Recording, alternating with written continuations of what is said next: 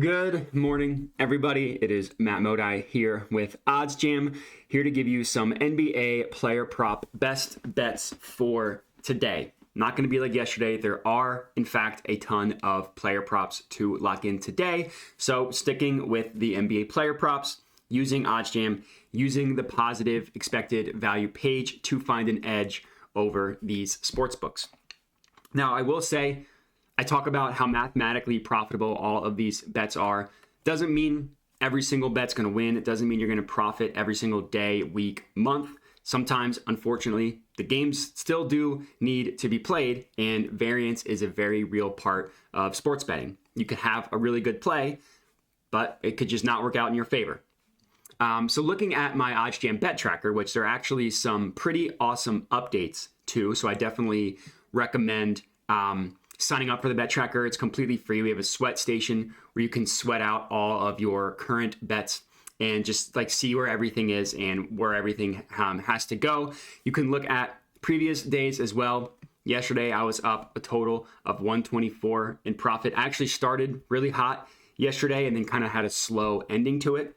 But you can go back and look at your like daily profit loss back in days. 2 days ago, I had a really good day, up 350.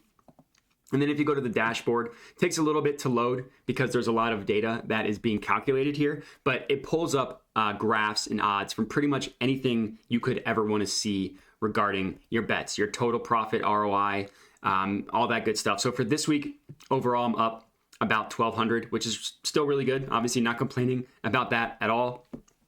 Profit by sportsbook, profit by sport, by league, by bet type, wagered over time.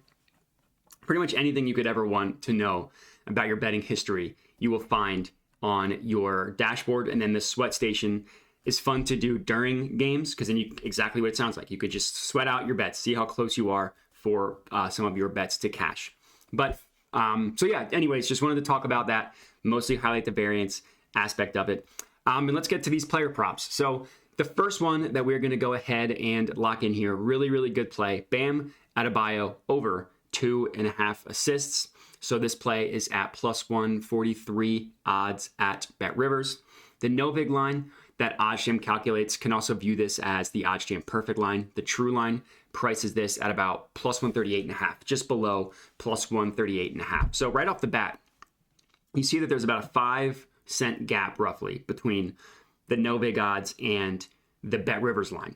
And when it comes to sports betting, some sports books are better than others. So I like to talk about this in all of my videos. But if you just look at the screenshot of what we see here, it pulls up odds from every major sports book for this same play. So all we're looking at is where sports books price Bam Adebayo over 2.5 assists, right? We see odds all the way up to plus 143, which is what we are betting. We see odds all the way down to plus 115. That's insane. That's like almost a 30-cent difference between the two sports books for the same exact play. So with that thought in mind about how big the gap is, excuse me, between these two books, they both can't be right? One of them has to be right, one of them has to be wrong. Or they're both wrong and the truth is somewhere in the middle, but regardless, they both can't be right.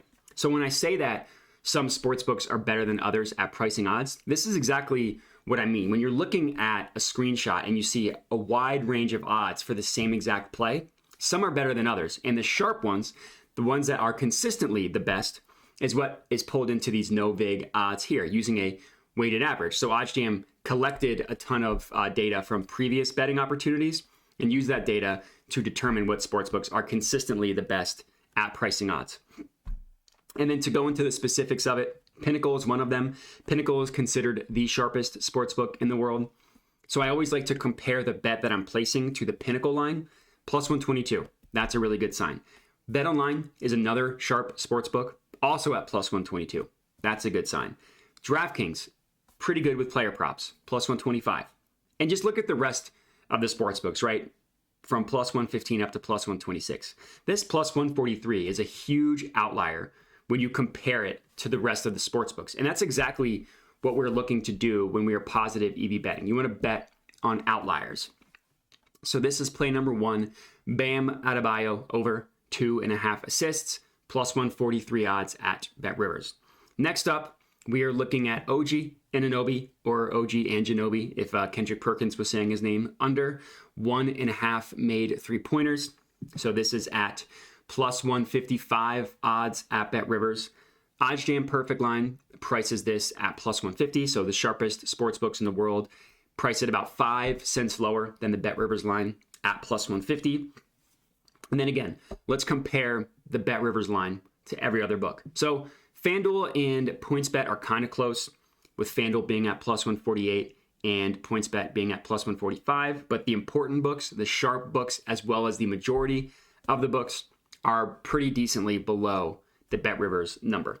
Pinnacle at plus 129, BetOnline at plus 133, DraftKings at plus 130. And then the rest of the sports books, we see plus 120, plus 125, plus 125. Pretty decent prices compared to the plus 155, which is a clear outlier. And now, I'm assuming those of you watching this have a couple questions. Number one, I get this question a ton, and it's a valid question, so I'm not dismissing it.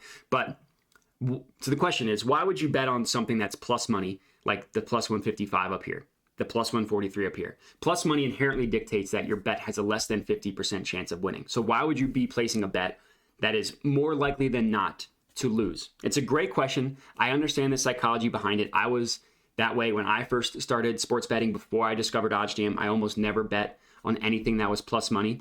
It's flawed logic. The reason why, the goal of sports betting, assuming you're watching this, is to make money, right? You want to profit. The goal is not to win the highest percent of your bets. If that was your main goal, if you just wanted to win the majority of your bets, then you should just always bet the favorites. Always bet the favorite, and you won't make money. I'll promise you that. You won't make money, but you will win the highest majority of your bets.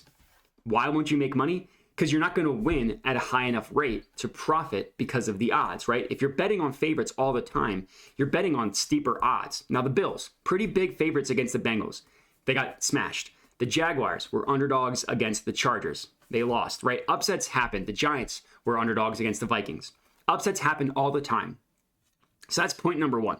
We're trying to make money. Number two, it's all about the odds that you're betting compared to the rest of the markets. So yeah, this plus 143 might not win over 50% of the time, but it doesn't need to. So if you place 100 bets at plus 143 odds and you win 40% of those bets, you are making money. Doesn't that sound like a lot easier to only have to win 40% of your bets in order to be profitable? So it's all about the odds of the bet you're placing compared to the rest of the sports books. And I'll lock in something that's for minus money. Like these two, and I'll go through the plays, but like these two I ended up not locking in because I didn't deem them as big enough outliers, but I've locked in at plays at minus 200 if it's a really good price. So that's kind of why I get that question a ton about plus money bets. Why would you take them? And like I said, the goal is to make money. It's really what it comes down to. So next up, we're looking at Fred VanVleet under 19.5 points. This is at plus 110 odds at Bet365. OddsJam perfect line prices this at plus 109. And then looking at the rest of the sports books, DraftKings is 10 cents lower at plus 100, but Pinnacle's all the way down at minus 112. And I will say you can ignore these three. They're DFS sites, a Monkey Knife Fight, Underdog, and PrizePicks, so they have the same payout no matter what the plays are. So they have the same implied odds. So you can ignore these minus 137. But like BetOnline's at minus 102, Ballybet's at minus 110. We see odds all the way down to minus 115, minus 110. So this plus 110 is still a pretty good price when you compare it to the entire betting landscape. So Fred VanVleet under 19.5 points is going to be my third play. And I think I have one more. Yes, I do. Markelle Fultz over 21.5 points, rebounds, assists. This is at plus 100 odds at BetRivers. Plus 100 is nice because it just dictates 50-50. So like if you place 1,000 bets at plus 100 odds and you win exactly half, you will have broken even. If you win more than half, you will have profited. So it's really easy to determine if this plus 100 and compare that to the rest of the sports books. Like in this case, the Novik odds on this one is essentially minus 100.5. So not a huge gap between the OddsJam Novik line and the bet that we are placing, but it's still telling us that this bet is more likely than not to hit, which makes it profitable when we are betting on something at plus 100. So that's going to be it for this video. 4 NBA player props for you guys to lock in. If you do tail these, comment, and let me know. Other than that, definitely recommend checking out the bet tracker, completely free. Use the sweat station to do exactly what it sounds like. It's really cool. In the middle of games, it'll tell you, like if you're betting on a total, it tells you how close you are to the total or how far away you are, depending on what you're betting. So I definitely recommend signing up, completely free.